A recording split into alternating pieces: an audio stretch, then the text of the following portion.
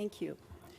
I wanted to thank our chaplain, Tom Doherty, who reminded us today of these 3 rules that Lou Holtz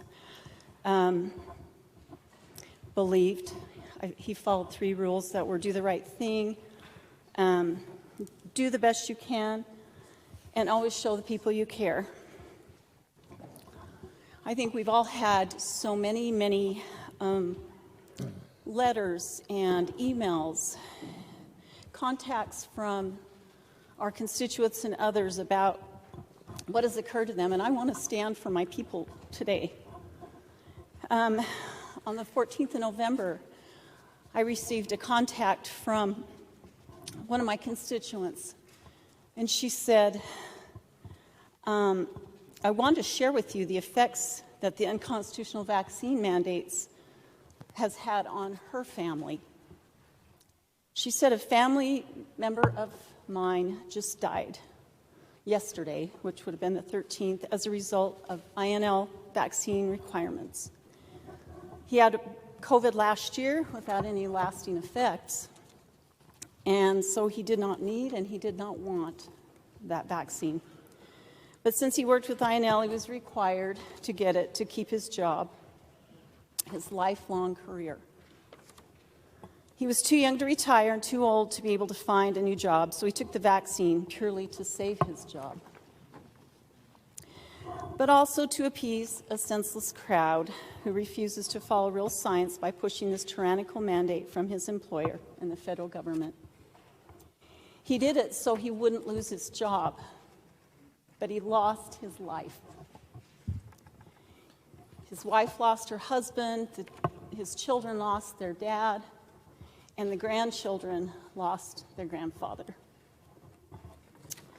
By the way, even though it had been less than 2 weeks since he got the shot, the hospital refused to report it as VAERS or even admit that it had anything to do with the shot.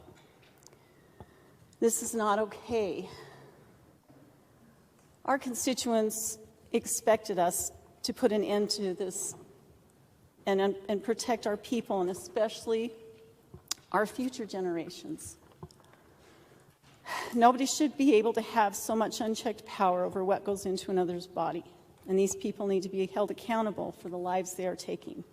She asked me to please share this so that this senseless death would not be ignored or forgotten. So here we are again.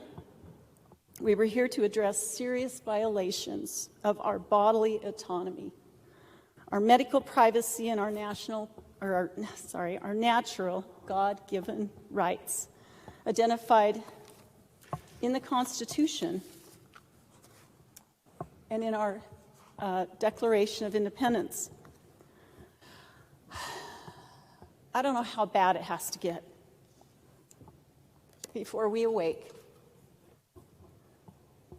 and act to preserve these rights. I came here in all sincerity to address these issues and to provide some relief and some help to our constituents, to our fellow Idahoans, and we have not done that.